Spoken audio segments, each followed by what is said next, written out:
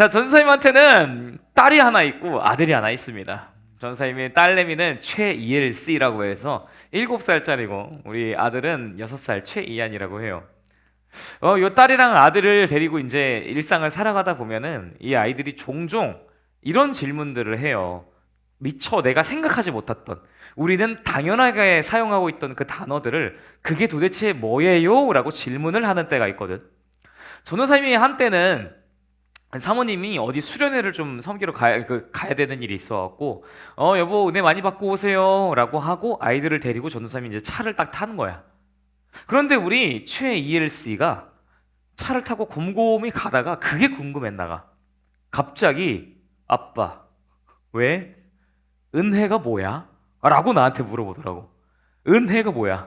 내가 이제 일체절명, 나의 일생의 최대의 고민거리가 그 순간 바로 생겨난 거야. 내가 이 7살짜리한테 은혜를 어떻게 하면 설명할 수 있을까? 내가 이 7살짜리한테 은혜라는 이 개념을 어떻게 하면 이해시킬 수 있을까?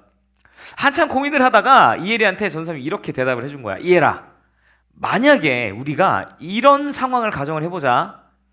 너가 하루 종일 엄마 말을 진짜 안 듣고 최희안이랑 겁나 싸우고, 너가 진짜 밥 먹으라 그랬는데 밥 다 남기고 이제 말을 진짜 엄청 안 들은 거야. 바닥에다가 반짝이 다 흘려놓고. 그런데 우리가 그날 저녁에 아울렛을 놀러 갔어. 이천 아울렛을 딱 놀러 가가지고 딱 장난감을 구경하는데 너가 보니까 마음에 너무 마음에 드는 장난감이 하나 생긴 거야. 이라, 우리가 객관적으로 생각해보자. 너가 이거를 사면 돼, 안 돼? 안 돼. 왜 안 돼? 아, 나 엄마 말 안 들었으니까, 밥도 남겼으니까. 그치? 그런데 만약에 아빠랑 엄마가 이걸 너한테 사줬어. 그럼 넌 마음이 어떨 것 같아? 좋을 것 같아. 그럼 너 집에 가고 말 잘 들을 거야, 안 들을 거야? 말 잘 들을 거야. 이게 은혜야. 이게 은혜야.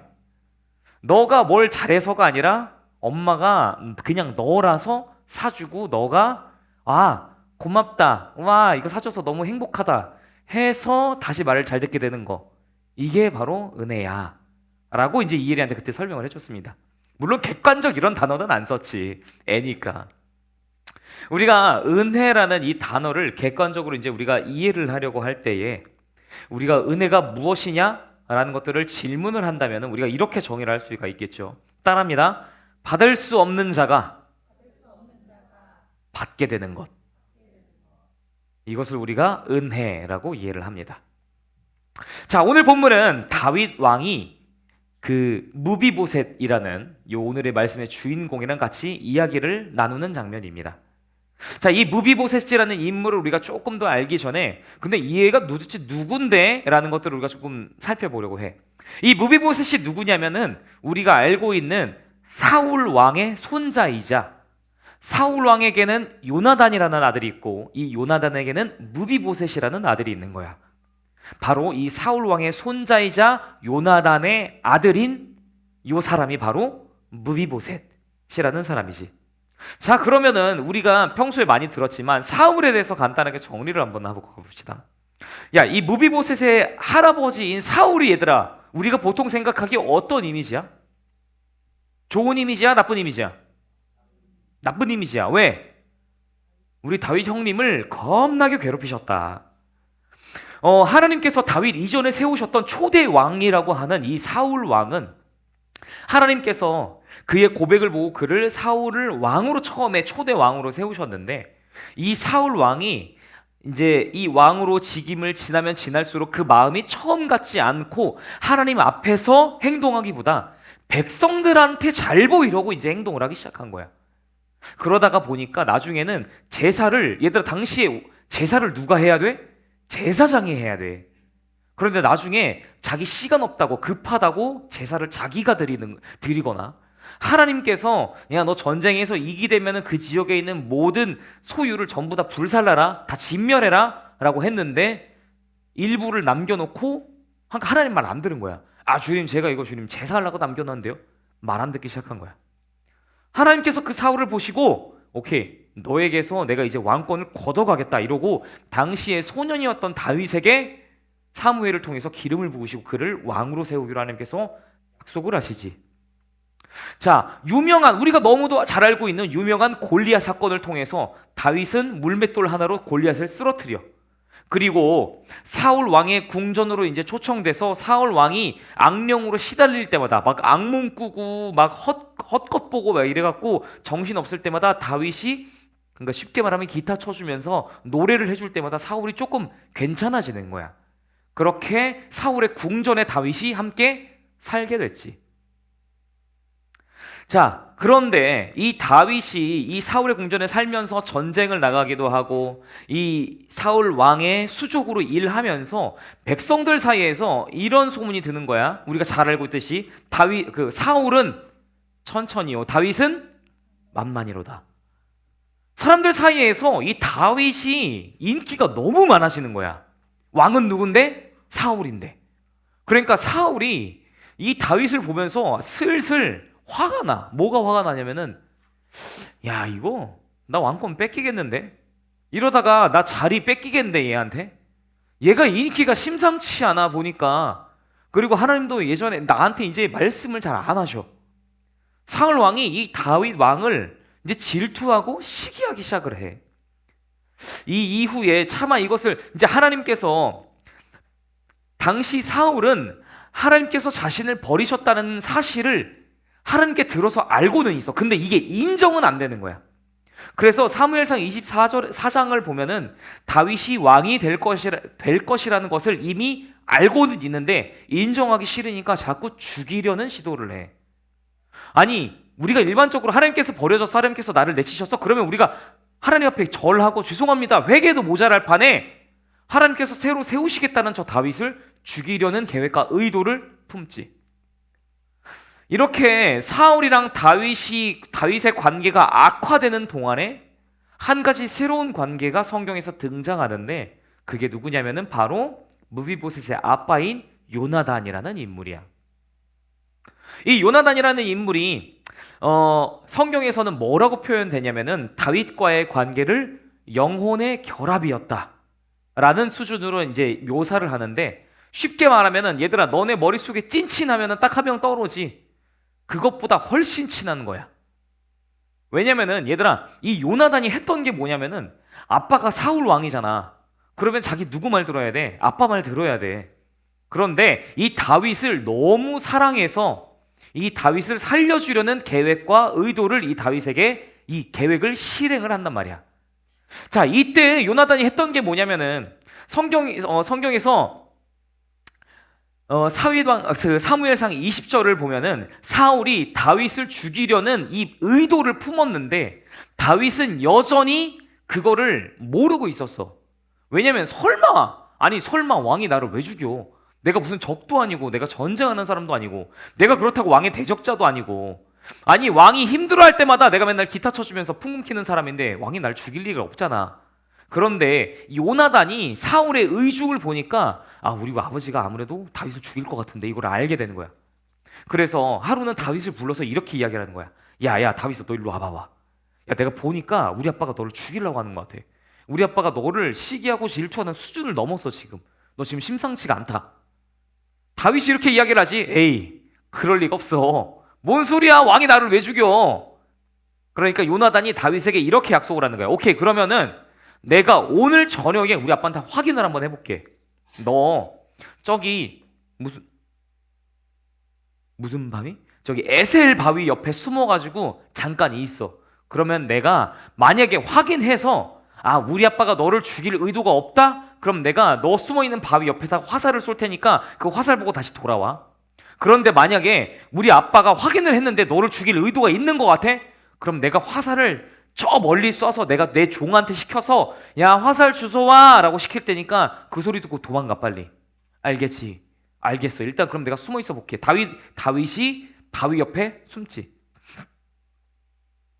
그날 다윗을 숨겨놓고 요나단이 그날 저녁에 만찬 자리에 이제 들어가는 거야. 만찬 자리에 들어가서 첫날은 다윗의 자리가 비어 있는데 사울 왕이 뭐 일이 있나 보다 이러고 그냥 대수롭지 않게 넘어가. 그런데 둘째 날까지 이 자리가 비어 있으니까 사울 왕이 물어보는 거야. 야, 다윗 어디 갔냐 얘? 얘 오늘 왜 만찬장에 안 왔냐? 얘들아, 이 만찬장이 의미하는 게 뭐냐면은 단순히 밥 먹고 야 우리 저녁에 식사 한 끼 하자 이 수준이 아니라, 얘들아 이거는 정치적인 회의 자리야. 그러니까 정치적으로 굉장히 중요한 자리라고. 왕이 선택해서 너 이 자리를 들어와야 돼 했으면 이 자리에 반드시 참석을 해야 되는 자리야. 그런데 이 자리에 비어 있으니까, 사울 왕이 둘째 날까지 비어 있으니까 야 다윗 어디 갔어? 라고 물어보는 거야. 이에 대해서 이제 요나단이 이렇게 대답하는 거죠. 아버지, 제가 어제 들었는데요, 다윗이 집안에 뭐 일이 있대요. 그 큰형님이 불러갖고 베들레헴 다시 돌아가야 된다고 갔어요. 그 집안에 제사 있대요. 보통 이제 회사에서 우리가 그 부장님께 거짓말을 할 때 오늘 집에 제사가 있어가지고 보통 이런 거짓말을 하는데, 요 거짓말을 요나단이 자기 아빠한테 한 거야. 얘들아, 이게 사실 화낼 일이야? 화낼 일 아니야. 그냥 그러냐 하고 넘어가면 되는데, 사울 왕이 이 얘기를 듣고 미친 듯이 길길이 뛰기 시작하는 거야. 야, 너 지금 그게 말이라고 하냐? 야, 지금 여기에 식사하러 와야 되는 자리에, 아니 내가 불렀잖아. 와야 되잖아. 근데 집안일 있다고 집 제사한다고 지금 이 자리를 빠져? 넌 지금, 그리고 요나단 이 새끼야, 야 너는 지금 개편드냐? 너 정신 나갔구나 임마. 이러면서 요나단한테 뭐라고 말하냐면은 사무엘상 20장 20절 같이 읽어봅시다. 시작. 화를 내며 그에게 이르되 이 폐영무도한 계집의 소생아, 네가 이새의 아들을 택한 것이 네 수치와 네 어머니의 벌거벗은 수치됨을 네가 어찌 알지 못하랴. 그 다음에 또 뭐라고 해? 이새의 아들이 땅에 사는 동안은 너와 내 나라가 든든히 서지 못하리라. 그런즉 이제 사람을 보내어 그를 내게로 끌어오라. 그는 죽여야 할 자이니라 한지라. 야, 너 지금 다윗 편 들어? 야, 그 다윗이 또 어떤 다윗인지 알아? 하나님께서 우리한테 있는 이 왕권을 거기다 넘기려고 데려온 그 다윗이야. 너 근데 개편 드냐? 너 정신 나갔구나.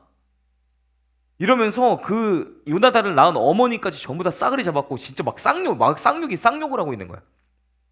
요나단이 사울 왕한테 이렇게 얘기했죠. 아니 아빠! 이러고 나서 그 다음 절에 얘기해. 아니 아빠, 이게 뭐 죽일 만한 이유예요? 이거 화낼 만한 이유예요? 이거 왜 이렇게 오늘 오바를 좀 하세요? 사울이 화가 나고 요나단한테 창 던져. 너 나가 임마. 야 임마, 너 나가 임마. 너 누구 아들이야 임마. 화나갖고 사울 왕이 창을 던지는 걸 보면서 요나단이 확신하지. 아빠가 다윗을 진짜 죽이려고 하는구나. 이거 그냥 드는 생각이 아니라 우리 아빠 진심이구나. 오늘 저 반응 보니까 알겠다 이거야. 그래서 사실 사울 왕은, 얘들아, 다윗이 굉장히 거슬렸을 거라고. 왜냐면은 자기보다 이 왕국에서 입지가 점점 탄탄해지고 있어. 자기 왕권이 점점 약해지는 거를 자기가 의식적으로 안다고 이제. 그러니까 이번 일을 계기로 꼬투리 삼아서 죽이려고. 요나단한테 뭐라고 하는 거야? 야, 너 빨리 다윗 데려와. 나 안 되겠다. 내가 이번에 아주 싹을 잘라버려야지 그냥. 야, 데리고 와. 죽여야겠다. 자, 사울의 진심을 확인한 요나단은 이제 밖으로 다시 나가지. 밖으로 나가서 다윗이 숨어있던 바위를 넘어서 화살을 쏜 다음에 자기 종에게 시켜서, 자, 화살 가져와라. 요거 시킨 거야. 다윗이 이 이야기를 듣고, 요나단이 우리가 우려했던 게 이게 진짜였구나. 큰일 났구나.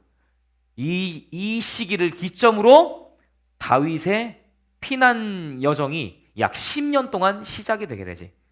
이때 이후로 사울은 군사들을 풀어갖고 다윗을 죽일 작정을 해. 심지어 한 번은 본인이 직접 출정까지 나가. 다윗 잡겠다고. 안 되겠다, 죽여야겠다. 이때 이후로 다윗이 약 10년 동안 쫓겨다니는 생활을 하지. 이후 사무엘상 31장에 사울과 요나단은 블레셋과의 전투에서 패배하고 포로로 끌려간 다음에 수치를 당하지 말자. 이럴 바엔 차라리 죽자. 이러고 사울 왕은 그 자리에서 자결을 하고 요나단도 죽임을 당하지. 이로써 사무엘상이 끝나게 돼. 사무엘상이 끝나면서 사울 왕의 왕조가 어떻게 된 거야? 같이 끝나지. 그리고 나서 왕으로 하나님께서 세우셨던 누구? 다윗이 사무엘 하에 왕으로 등장을 하는 거야. 자, 이 다윗이 왕이 된 이후에 시작되는 요 일들이 사무엘 하에부터 쭉 기록이 되어 있는데, 우리가 봤던 사무엘 하 9장에는 다윗이 이렇게 말을 하고 있어. 뭐라고 하고 있냐면은, 야, 혹시 이전에 왕조였던 그 사울 왕의 집에 혹시 남아있는 사람이 있냐? 그러니까 신하 중에 한 사람이 보니까 사울 왕의 집에서 그 허드렛 일 하던 그 비서가 하나 있습니다. 그 양반 이름이 너네가 좋아하는 시바야. 시바라는 그 사울의 종이 있는데 그 데려올까요? 야, 데려와 봐봐. 시바가 이제 얘 부르셨습니까? 하고 오지. 자, 이 시바는 이제 다윗 왕이 이렇게 물어보는 거야. 야, 시바야. 시바야.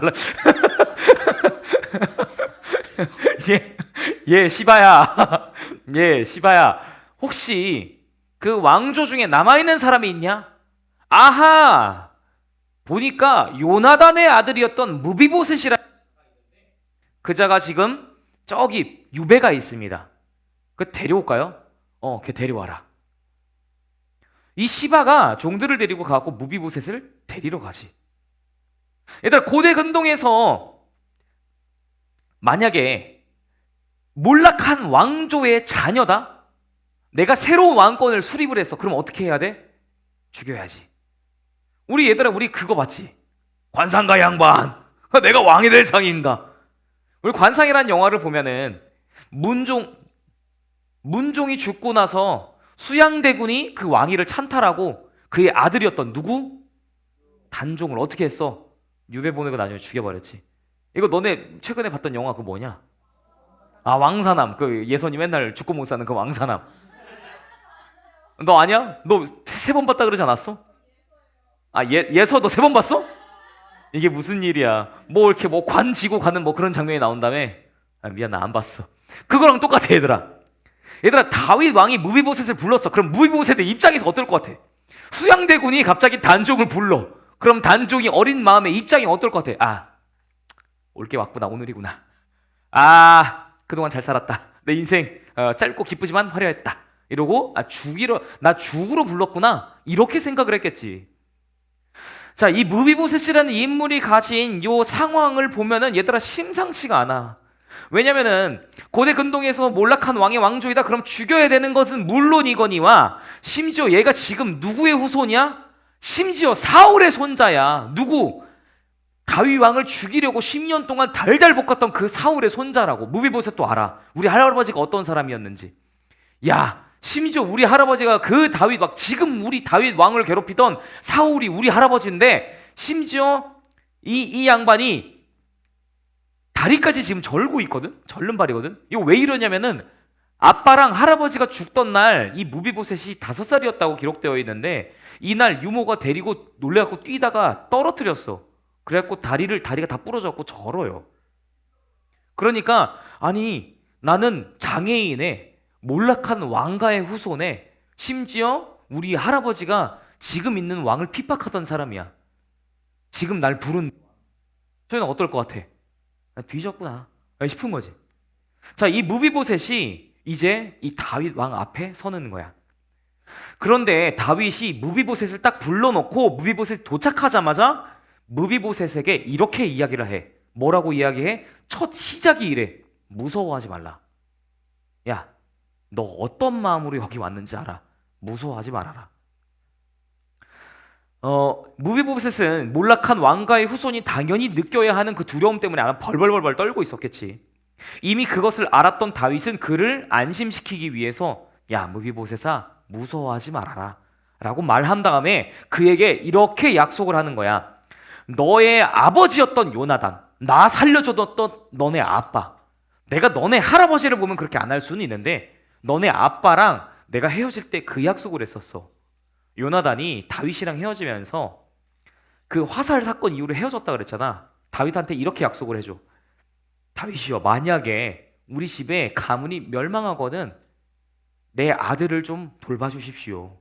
그리고 그 다음에 당신이 왕이 되거든 그 다음엔 제가 왕을 하겠습니다. 다윗 왕이랑 이렇게 약속을 했었단 말이야. 다윗 왕이 이걸 안 까먹고 그 요나단이랑 했던 약속을 가지고 무비보셋을 세우는 거야. 내가 너네 아버지였던 요나단으로 인해서 내가 너한테 은총을 베풀 건데, 자, 첫 번째, 너네 할아버지 소유로 돼 있던 재산 있지? 그거 내가 다 돌려줄게. 할아버지가 왕이었고 할아버지 밑으로 바치며 재산이 이건 전부 다 있었을 거야. 그거 내가 다 돌려줄게. 자, 두 번째, 너 이제 내가 왕자로 편입시킬게. 너 이제 우리 저녁마다 여기 왕이 초대하는 식탁이 있어 얘들아. 오찬장. 아까 다윗 왕이 없어갖고 욕먹었다는 그 자리에 무비보셋 너 이제 왕자의 자격으로 이 자리에 와서 식사해. 얘들아 이걸 들었던 무비보셋이 이해가 안 되는 거야. 아니 예? 저요? 아니 죽여도 모자란 판국에 나한테 이거 왜? 얘들아 누군가가 이렇게 말도 안 되는 호의를 베풀잖아? 그럼 우리는 적당한 호의를 주면은 이게 무슨 일이야 이러고 좋아하는데 우리가 감당이 되지 않는 호의를 우리가 받잖아? 그럼 우리 안에 터져나온 질문이 딱 하나야. 왜? 왜?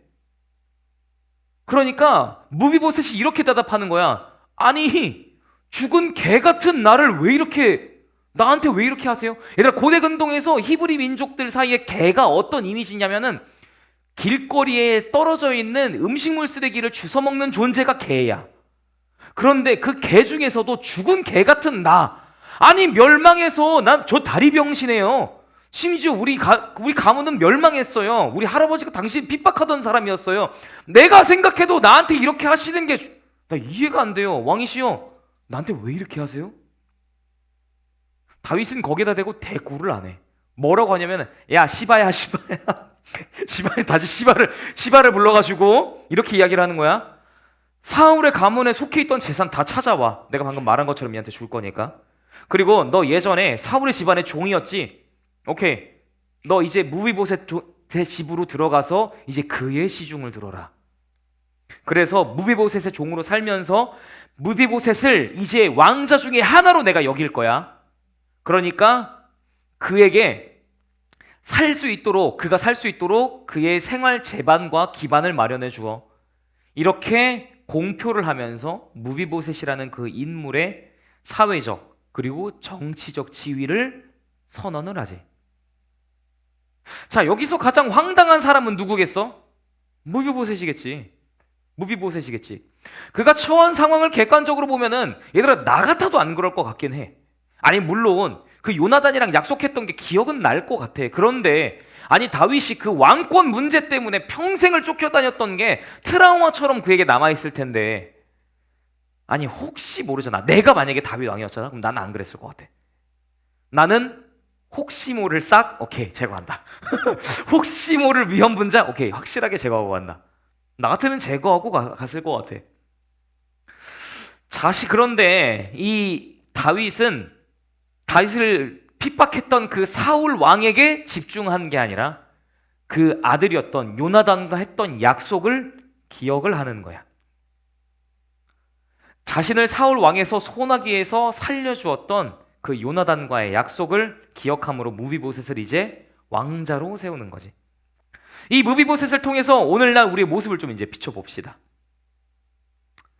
원수의 집안의 후손이라고 되어 있는 이 무비보셋이라는 인물은 이제 실제로 왕권을 장악한 새로운 왕의 후손이야. 정상적이라면 어떤 사람? 죽어야 되는 사람. 합리적 판단과 사고에 따르면 어떤 사람? 당연히 없어져야 될 사람.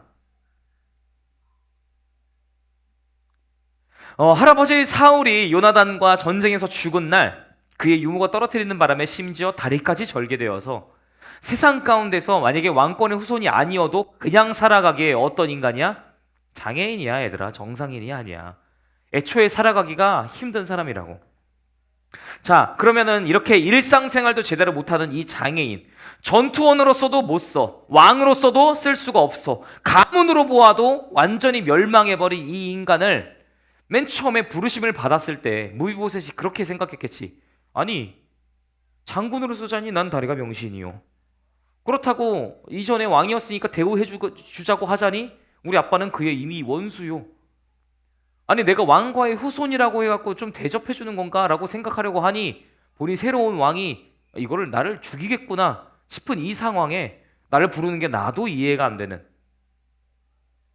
그런데 지금 무비보셋이 다윗 왕을 찾아가서 저 한 번만 봐주시면 안 돼요? 하는 게 아니라 얘들아 거꾸로 됐지. 누가 찾아갔어? 다윗 왕이 그를 찾았지. 다윗 왕이 숨어있던 무비보셋을 찾아서 내가 너를 왕으로 세울 거야 라고 이야기를 하지. 사무엘하 9장 1절에 보면은 다윗이 이르되 사울의 집에 아직도 남은 사람이 있느냐? 내가 요나단으로 말미암아 그 사람에게 은총을 풀리라. 성경을 보니까 멸망이 되어야 할 원수의 후손을 건지는 이유에 대해서 다윗 왕이 이렇게 밝히고 있어. 무엇으로 말미암아? 요나단으로 말미암아. 이제 왕은 요나단으로 말미암아 죽어야 되는 그 인물을 왕의 식탁에 세우시고 왕자의 자격을 허락하시지. 이제 그에게 왕자라고 부르시지. 이 이야기를 통해서 우리가 알아야 될 한 가지 사실이 뭐냐면은 우리가 바로 그 무비보셋입니다.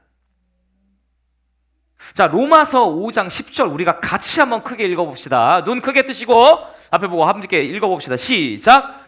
곧 우리가 원수 되었을 때에 그의 아들의 죽으심으로 말미암아 하나님과 화목하게 되었은즉 화목하게 된 자로서는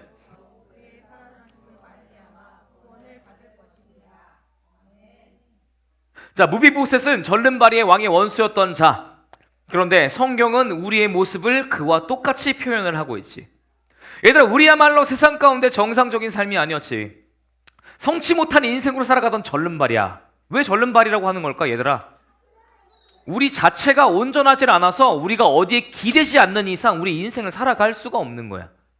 우리 인생이라는 게 평생 어떤 목적, 어떤 성취를 따라가고 평생 다른 박질을 하다가 남들이 그냥 그거 따라가야 된다니까 그거 따라가는 인생. 남들이 그렇게 산다고 하니까 그거 따라 사는 인생이었는데 어느 날 우리 인생이 다 끝나는 날에 돌아보면은 도대체 근데 나 인생을 왜 달려온 거야? 이 질문에 모든 사람이 봉착을 한단 말이야.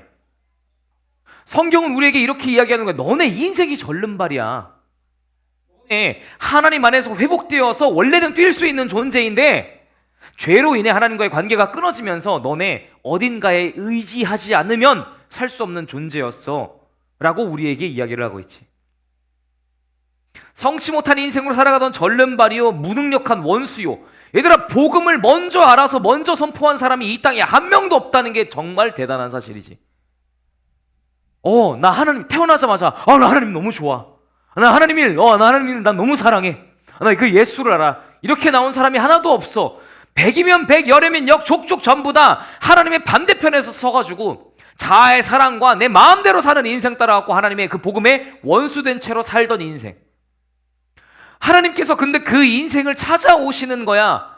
하나님께서 그 부어주시는 내가 너를 찾아갈 거야. 내가 너를 왕으로 세울 거야. 하나님께서 우리에게 말씀하시면 우리에게 찾아오는 반응이 뭐냐면은 그 무비보셋이랑 똑같은 반응. 주님, 개 같은 나, 죽어야 되는 나, 주님 저 왜 사랑하세요?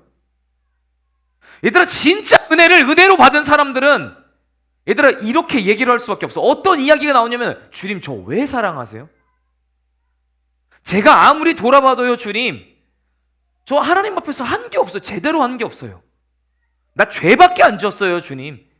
죄인, 이 세상에서 누가 죄인이냐라고 물어보면 주님 내가 제일 잘 알아요. 세상 사람들은 모를 수 있거든요. 근데 하나님께서 정말로 정직하게 저한테 너 정말로 의인이야? 라고 저한테 물어보시면 아니요, 저 대답 못해요. 주님 그 개 같은 나, 주님 나 근데 왜 이렇게 사랑하세요? 제가 짓는 이 죄를 왜 자꾸 간과해 주세요? 주님 그렇게 마음에 안 드시면 그냥 쓸어버리시면 되잖아요. 왜 용서하세요? 그에 관해 하나님은 성경을 통해서 우리한테 이렇게 답변하고 있지. 무비보셋은 요나담으로 말미암아 은총을 입었는데 우리는 이제 무엇으로 말미암아? 그의 아들의 죽으심으로 말미암아. 할렐루야. 무비보셋은 그의 아버지가 이전에 베풀었던 은혜로 인해서 즉 요나단으로 말미암아 구원을 얻었던 반면 우리는 이제 누구로 말미암아? 우리를 위해 죽고 다시 사신 예수로 말미암아.